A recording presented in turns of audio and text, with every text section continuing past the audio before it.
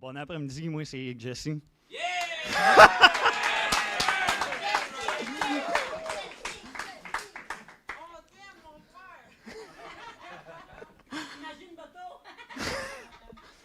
Bon, ben mon témoignage, tu sais, moi, ma vie, aussi longtemps que je pouvais, aussi loin que je peux me souvenir, mon enfance, mon adolescence, ça a tout le temps été la misère. Chez nous, je vivais de la violence, que ça soit physique, émotionnelle, euh, psychologique, peu importe, que ça soit chez nous, en dehors de chez nous, à l'école, tout ça. Mais tu sais, ma famille elle était catholique. Fait que Dieu, je n'avais entendu parler, mais pas plus qu'il fallait, puis il était pas plus pratiquant qu'il fallait.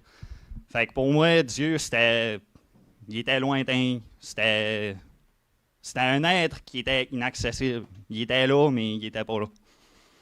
Puis, avec tout ce que je vivais, tu sais, j'avais un vide avec tout ça.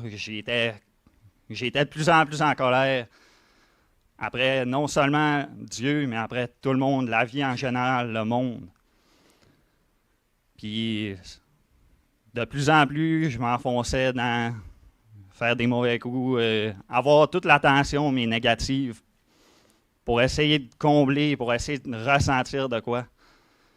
Parce que pour moi, la vie, je trouvais qu'elle n'avait aucun sens, ça valait pas la peine. Puis à 10-11 ans, j'ai regardé mes parents dans le blanc des yeux. Je leur ai dit « Ciao, bye, moi, je m'en vais me suicider parce que, justement, j'avais ce vide-là en dedans de moi qu'il n'y a rien qui pouvait combler. Que je trouvais que la vie était sans... Tu sais, il n'y avait pas de but à la vie. » Puis, ce soir-là, ben, la police m'a ramené chez nous. Ils m'ont trouvé j'ai été suivi. Mais pendant les suivis, encore là, c'était juste... Tu rentres dans le système, t'es comme un autre numéro. T'es pas plus... Tu te sens pas plus important, tu te sens pas plus comme si que tu avais de l'importance dans la vie, comme si tu pouvais avoir un impact sur... ou que qui que ce soit pour avoir un impact dans ta vie.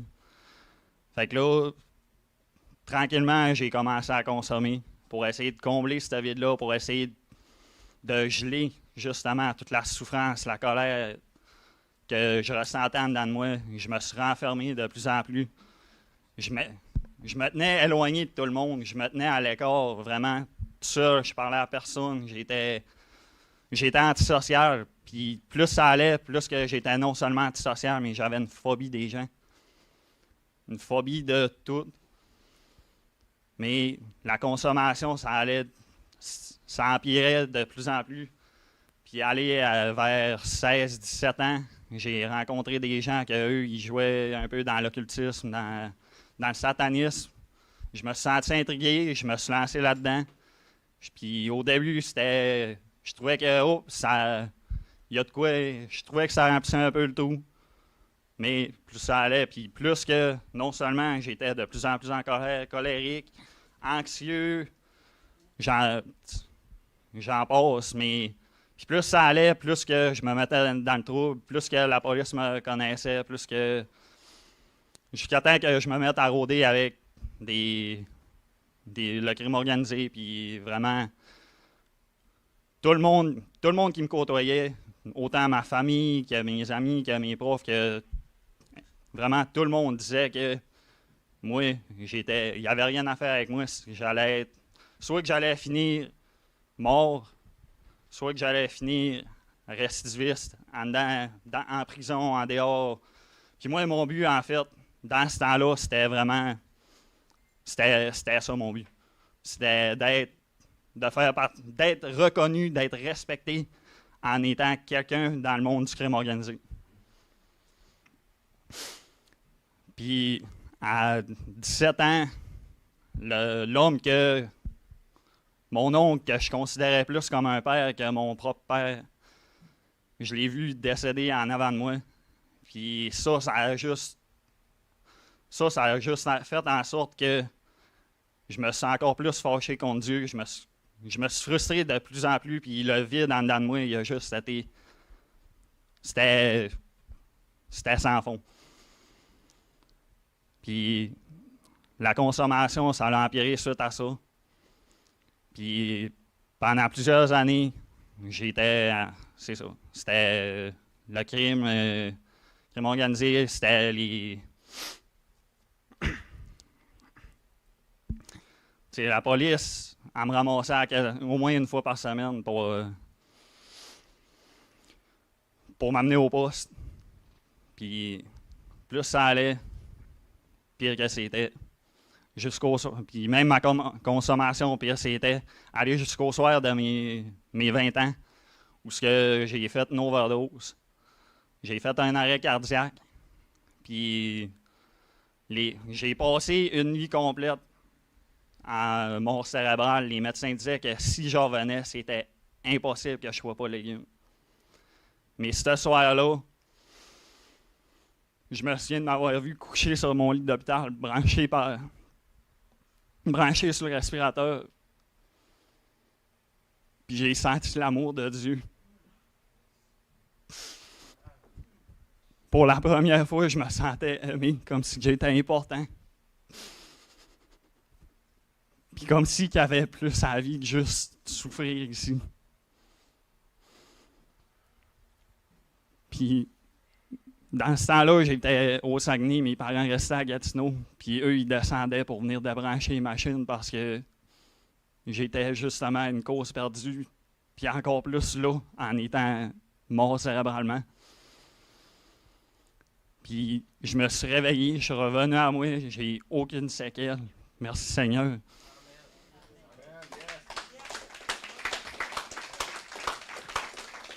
Mais suite à ça, les questionnements ils ont commencé. Mais dans mon entourage, j'avais personne qui était vraiment près du Seigneur qui pouvait m'en parler plus. J'ai pas changé mon cercle de fréquentation, fait que j'ai fini par rechuter, par retomber dans la consommation. Mais malgré tout, je me questionnais, je suivais des cures, des thérapies. Je faisais tout en sorte pour me reprendre en main, pour changer de vie. Puis, un an et demi plus tard, mon fils y est né. Puis, quand il y avait 2 mois, c'est la dernière fois que j'ai consommé. C'est il y a 4 ans. Mon fils il avait 2 mois. Puis, ce soir-là, j'étais plus capable parce que moi, je me disais, avec le vide en dedans, la souffrance, tout ce que j'avais vécu, je me disais que mon fils n'avait pas à subir tout ça, dû à mes blessures. J'avais pas à y faire subir ça.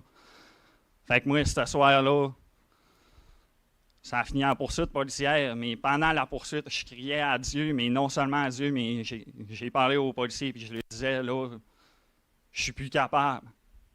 J'ai tout essayé, puis vraiment, c'est soit je me plante en char, puis ça finit là, ou vous m'abattez parce que je suis juste plus capable. Puis, une couple d'heures plus tard, j'ai fini par me rendre. Le lendemain matin, en me réveillant au poste, toute envie de consommer était partie. En un claquement de doigts, il n'y avait plus rien. Puis suite à ça, j'ai vraiment décidé de changer ma vie, vraiment chercher plus Dieu. J'ai ouvert la Bible. Je lisais une fois, j'ai commencé à lire la Bible, mais c'était pas constant. J'ai passé 3 ans vraiment à rechercher la face de Dieu, mais ça, sans vraiment avoir personne.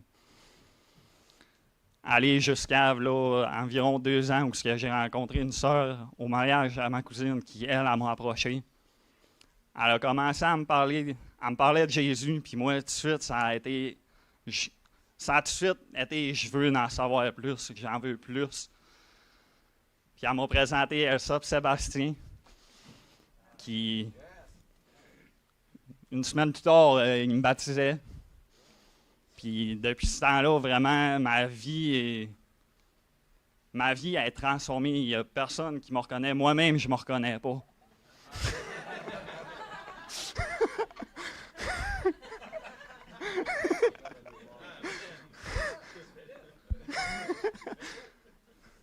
Parce que c'est justement le vide, la souffrance, la colère. Par la grâce de Jésus, par justement le fait de s'abandonner à lui, de reconnaître que j'étais rien, je pouvais rien.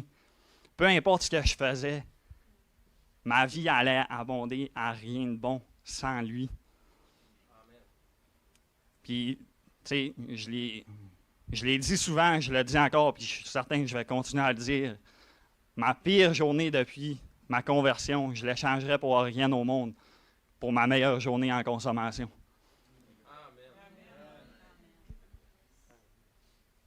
Parce que, tu sais, dans ce temps-là, j'avais une phobie sociale, je rentrais à quelque part. Puis la première chose que je faisais, c'est je regardais, OK, il y a une sortie là, là, là. Je me plaçais dos au mur pour être sûr que personne ne puisse arriver par en arrière de moi. Puis j'analysais toutes les entrées et sorties. Tout le temps sénère, tout le temps extrêmement anxieux. C'est ça, j'avais une pharmacie pleine de différentes pilules pour stabiliser l'humeur, anxiolytique, antidépressif. You name it, je le prenais. Puis du jour au lendemain, j'ai tout vidé ça, j'ai tout flushé ça. Je prends plus rien. Puis je me suis jamais aussi bien senti, je me suis jamais senti aussi comblé que depuis que j'ai...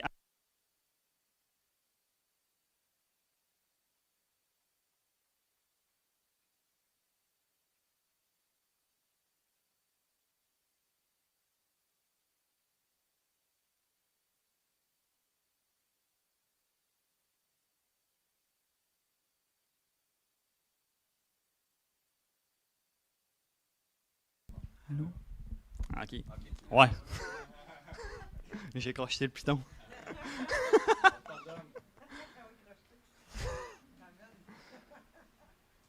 Mais c'est ça. Ce qui m'a aidé, c'est vraiment le fait de changer mon cercle. Vraiment changer de vie complètement, m'entourer de personnes, de croyants justement, de frères et sœurs qui ont pu m'édifier, qui ont pu me soutenir, qui ont toujours été là, qui ont témoigné eux-mêmes de l'amour de Christ. Puis tout ce que ça me donne envie de faire, c'est de propager, partager ce feu-là, partager cet amour-là. Puis vraiment,